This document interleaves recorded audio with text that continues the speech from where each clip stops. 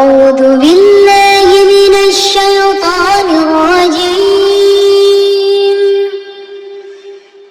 بسم الله الرحمن الرحيم. الحمد لله الذي أنزل على عبده الكتاب ولم يجعل له عوجا قيما لينذر بأسا شديدا من لدنه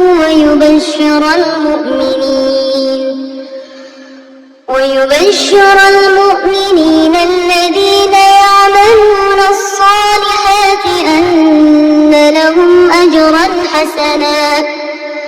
ماكثين فيه أبدا، وينذر الذين قالوا اتخذ الله ولدا ما لهم به من علم ولا لآبائهم. كبرت كلمة تخرج من أفواههم إن يقولون إلا كذبا، فلعلك باخع نفسك على آثارهم إن لم يؤمنوا بهذا الحديث أسفا. إنا جعلنا ما على الأرض زينة لها لنبلوهم أيهم أحسن عملا وإنا لجاعلون ما عليها صعيدا جرزا. أم حسبت أن أصحاب الكهف والرقيم كانوا من آياتنا عجبا إذ أوى الفتية إلى الكهف فقالوا ربنا آتنا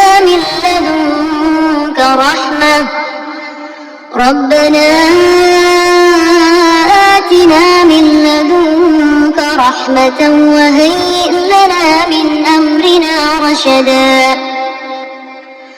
فضربنا على آذانهم في الكهف سنين عددا ثم بعثناهم لنعلم أي الحزبين أحصى لما لبثوا أمدا.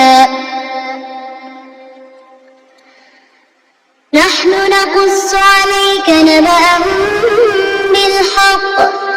إنهم فتية آمنوا بربهم وزدناهم هدى. وربطنا على قلوبهم إذ قاموا فقالوا ربنا رب السماوات والأرض لن ندعو من دونه إلها لقد قلنا إذا شططا.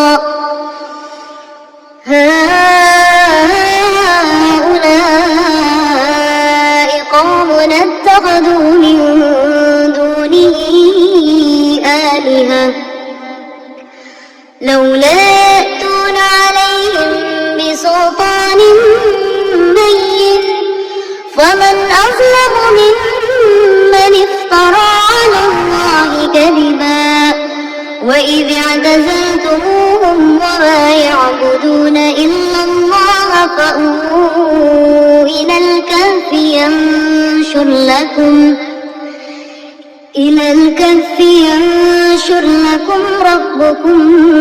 من رحمته ويهيئ لكم من أمركم مرفقا. وترى الشمس إذا طلعت تزاور عن كهفهم ذات اليمين وإذا غربت تقرضهم ذات الشمال وهم في فجوة منه ذلك من آيات الله من يهد الله فهو المهتد ومن يضلل فلن تجد له وليا مرشدا وتحسبهم أيقاظا وهم رقود ونقلبهم ذات اليمين وذات الشمال وكلبهم باسط ذراعيه بالوصيد لو اطلعت عليهم لوليت منهم فرارا ولملئت منهم رعبا وكذلك بعثناهم ليتساءلوا بينهم قال قائل منهم كم لبثتم قالوا لبثنا يوما أو بعض يوم قالوا ربكم أعلم بما لبثتم فابعثوا أحدكم بورقكم هذه إلى المدينة فلينظر أيها أزكى طعاما فليأتكم برزق منه وليتلطف ولا يشعرن بكم أحدا إنهم إن يظهروا عليكم يرجموكم أو يعيدوكم في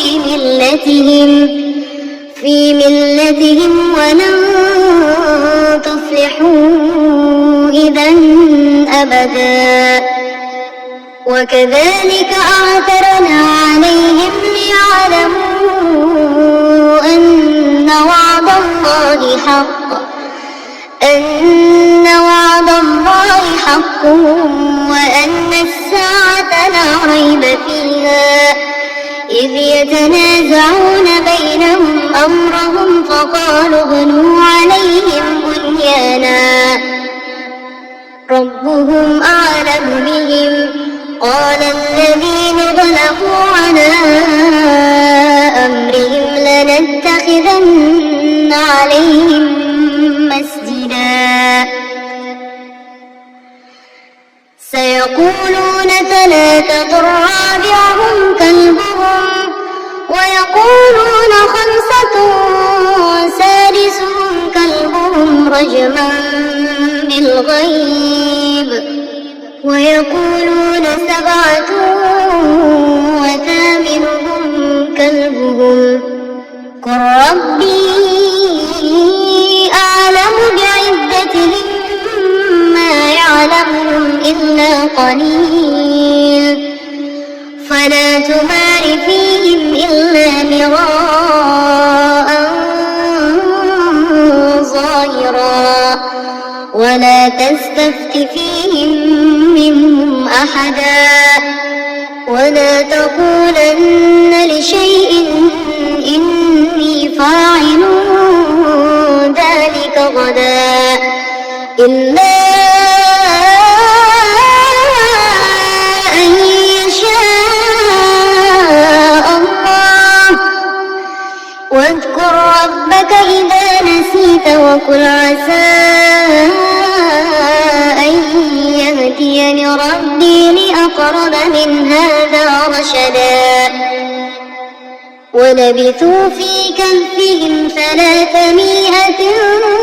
سنين وازدادوا 9 قل الله أعلم بما لبثوا له غيب السماوات والأرض أبصر به وأسمع ما لهم من دونه من ولي ولا يشرك في حكمه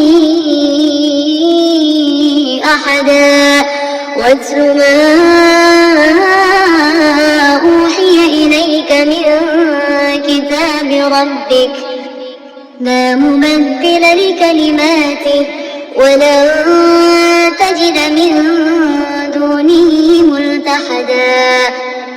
واصبر نفسك مع الذين يدعون ربهم بالغداة والعشي يريدون وجهه ولا تعد عيناك عنهم تريد زينة زينة الحياة الدنيا ولا تطع من أغفلنا قلبه عن ذكرنا واتبع هواه وكان أمره فرطا وقل الحق من ربكم فمن شاء فليؤمن ومن شاء فليكفر إنا أعتدنا للظالمين نارا أحاط بهم سرادقها وإن يستغيثوا يغاثوا بماء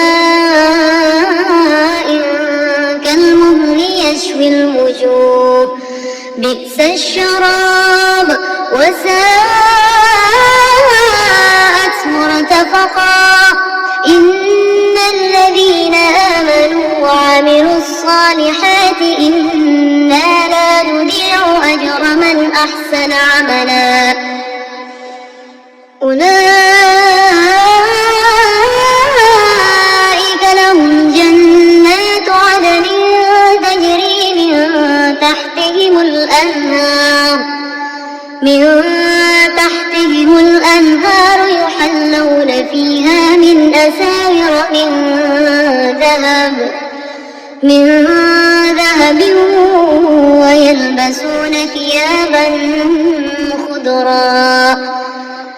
ويلبسون ثيابا خضرا من سندس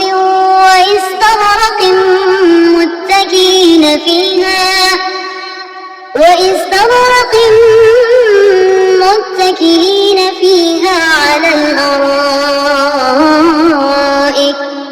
نعم الثواب وحسنت مرتفقا واضرب لهم مثل الرجلين جعلنا لأحدهما جنتين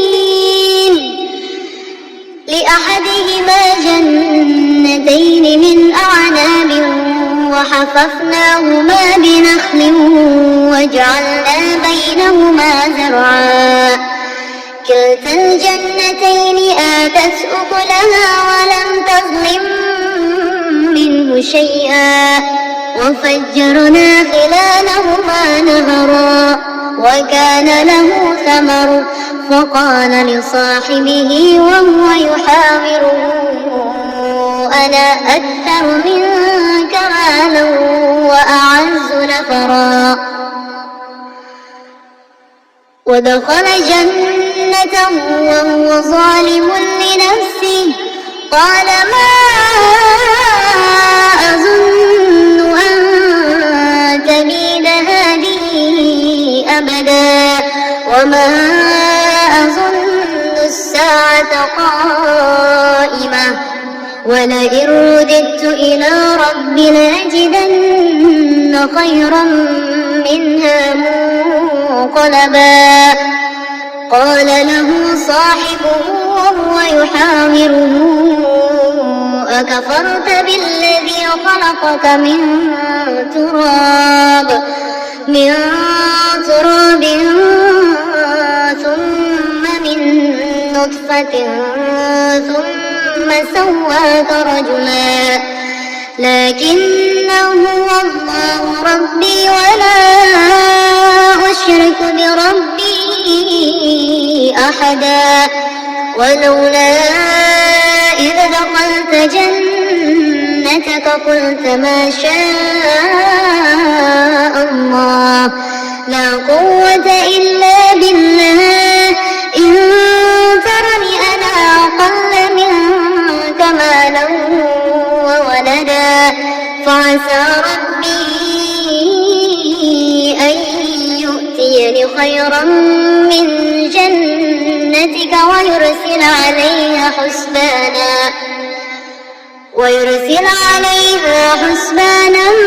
من السماء فتصبح صعيدا زلقا أو يصبح ماؤها غورا فلن تستطيع له طلبا وأحيط بثمره فأصبح يقلب كفيه على ما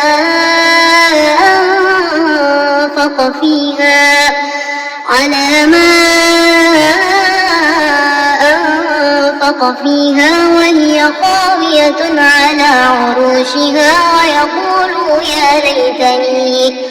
ويقول يا ليتني لم أشرك بربي أحدا ولم تكن له فئة ينصرونه من دون الله وما كان منتصرا هنالك الولاية لله الحق هو خير ثوابا وخير عقبا واضرب لهم مثل الحياة الدنيا كماء إن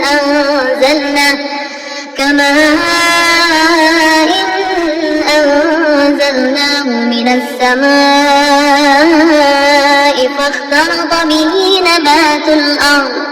فاختلط به نبات الأرض فأصبح هشيما تذروه الرياح وكان الله على كل شيء مقتدرا المال والبنون زينة الحياة الدنيا والباقيات الصالحات خير عند ربك ثوابا وخير أملا ويوم نسير الجبال وترى الأرض بارزة وحشرناهم فلم نغادر منهم أحدا وعرضوا على ربك صفا لقد جئتمون كما خلقناكم أول مرة بل زعمتم أن لن نجعل لكم موعدا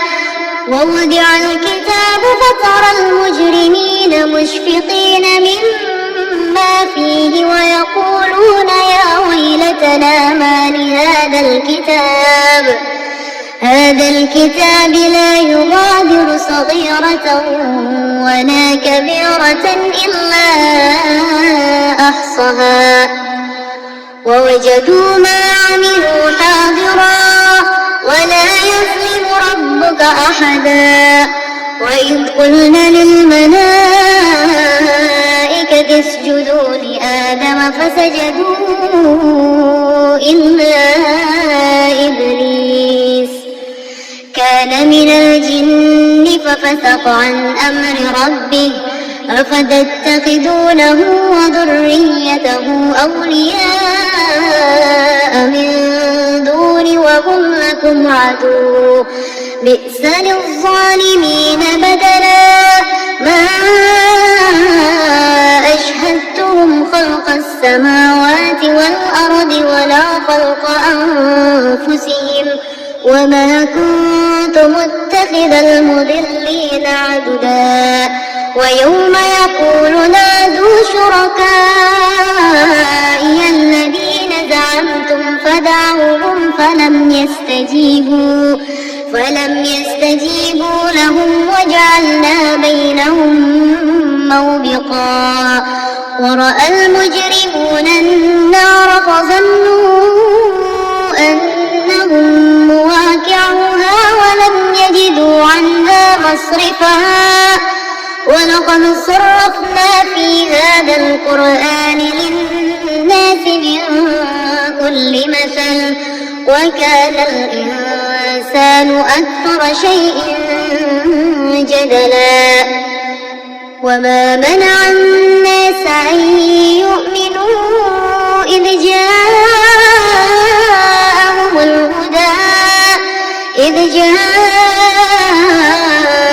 الهدى ويستغفروا ربهم إلا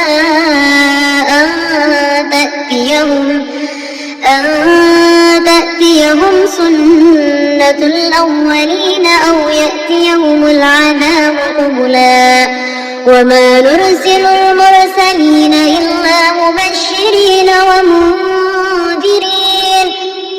ويجادل الذين كفروا بالباطل ليدحضوا به الحق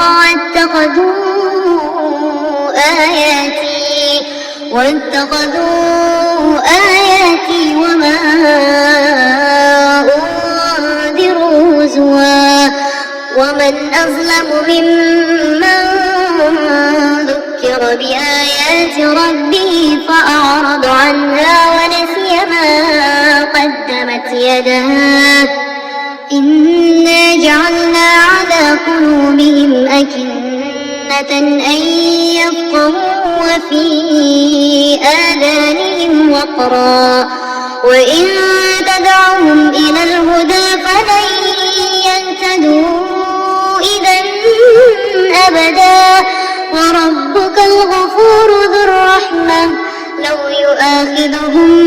بما كسبوا لعجل لهم العذاب بل لهم موعد لن يجدوا من دونه موئلا وتلك القرى أهلكناهم لما ظلموا وجعلنا لمهلكهم موعدا وإذ قال موسى لفتاه لا أبرح حتى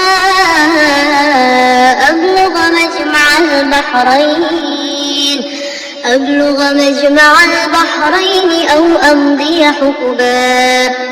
فلما بلغا مجمع بينهما نسيا حوتهما فاتخذ سبيله في البحر سربا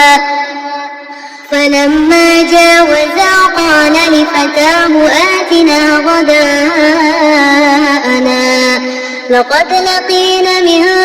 سفرنا هذا نصبا قال أرأيت إذ أوينا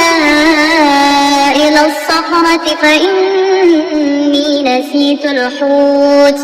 وما أنسانيه إلا الشيطان أن أذكره واتخذ سبيله في البحر عجبا قال ذلك ما كنا نبغ فارتدا على آثارهما قصصا فوجد عبدا من عبادنا آتيناه رحمة من عندنا وعلمناه من لدنا علما قال له موسى هل أتبعك على أن تعلمني مما علمت رشدا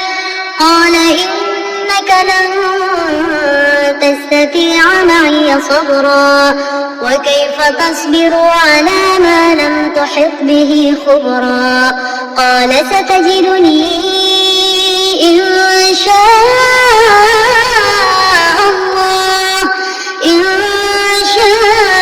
الله صابرا ولا أعصي لك أمرا قال فإن اتبعتني فلم تسألني عن شيء حتى أحدث لك منه ذكرا فانطلقا حتى إذا ركبا في السفينة خرقها قال أخرقتها لتغرق أهلها لقد جئت شيئا إمرا قال ألم أقل إنك لن تستطيع معي صبرا قال لا تؤاخذني بما نسيت ولا ترهقني من أمر عسرا فانطلقا حتى إذا لقيا غلاما فقتله قال أقتلت نفسا زكية بغير نفس لقد جئت شيئا نكرا قال ألم أقل لك إنك لن تستطيع معي صبرا قال إن سألتك عن شيء بعدها فلا تصاحبني قد بلغت من لدني عذرا فانطلقا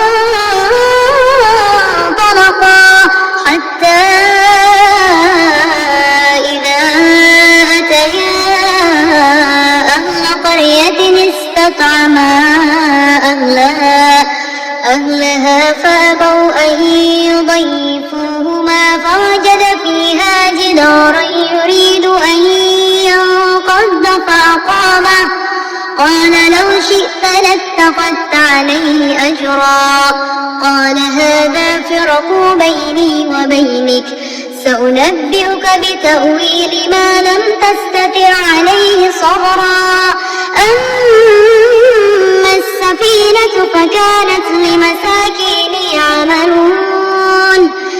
فكانت لمساكين يعملون في البحر فأردت أن أعيبها وكان وراءهم ملك يأخذ كل سفينة غصبا وأما الغلام فكان أبواه مؤمنين فخشينا أن يرهقهما طغيانا وكفرا فأردنا أن يبدلهما ربهما خيرا منه زكاة وأقرب رحما وأما الجدار فكان لغلامين يتيمين في المدينة وكان تحته كنز لهما وكان أبوهما صالحا فأراد ربك أن يبلغا أشدهما ويستخرج كنزهما رحمة من ربك وما فعلته عن أمري ذلك تأويل ما لم تستع عليه صبرا ويسألونك عن ذي القرنين قل سأتلو عليكم منه ذكرا إنا مكنا له في الأرض وآتيناه من كل شيء سببا فأتبع سببا حتى إذا بلغ مغرب الشمس وجدها تغرب في عين حمئة ووجد عندها قوما قلنا يا ذا القرنين إما أن تعذب وإما أن تتخذ فيهم حسنا قال أما من ظلم فسوف نعذبه ثم يرد إلى ربه فيعذبه عذابا نكرا وأما من آمن وعمل صالحا فله جزاء الحسنى وسنقول له من أمرنا يسرا ثم أتبع سببا حتى إذا بلغ مطلع الشمس وجدها تتلو على قوم لم نجعل لهم من دونها سترا كذلك وقد أحطنا بما لديه خبرا ثم أتبع سببا حتى إذا بلغ بين السدين وجد من دونهما قوما لا يكادون يفقهون قولا قالوا يا ذا القرنين إن يأجوج ومأجوج مفسدون في الأرض فهل نجعل لك خرجا على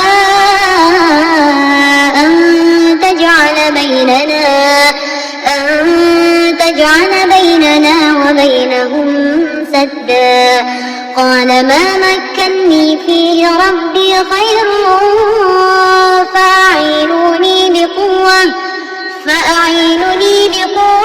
أجعل بينكم بينكم وبينهم ردما آتوني زبر الحديد حتى إذا ساوى بين الصدفين قال انفخوا حتى إذا جعله نارا قال آتوني أفرغ عليه قطرا فما استطاعوا أن يظهروه وما استطاعوا له نقبا قال هذا رحمة من ربي فإذا جاء وعد ربي جعله دكا وكان وعد ربي حقا وتركنا بعضهم يومئذ يموج في بعض ونفخ في الصور فجمعناهم جمعا وعرضنا جهنم يومئذ للكافرين عرضا الذين كانت أعينهم في غطاء عن ذكري وكانوا لا يستطيعون سمعا أفحسب الذين كفروا أن يتخذوا عبادي من دوني أولياء إنا أعتدنا جهنم للكافرين نزلا قل هل ننبئكم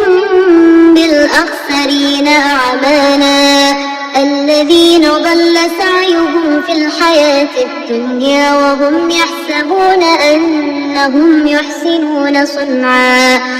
أولئك الذين كفروا بآيات ربهم ولقائه فحبطت أعمالهم فلا نقيم لهم يوم القيامة وزنا ذلك جزاؤهم جهنم بما كفروا واتخذوا آياتي ورسلي هزوا إن الذين آمنوا وعملوا الصالحات كانت لهم جنات الفردوس نزلا خالدين فيها لا يبغون عنها حولا قل لو كان البحر مدادا لكلمات ربي لنفد البحر قبل أن تنفد كلمات ربي ولو جئنا بمثله مددا قل إنما أنا بشر مثلكم يوحى إلي أنما إلهكم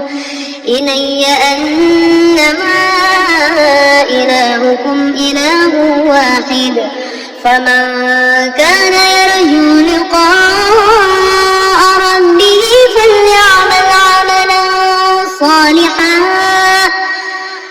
فليعمل عملا صالحا ولا يشرك بعبادة ربه أحدا صدق الله العظيم.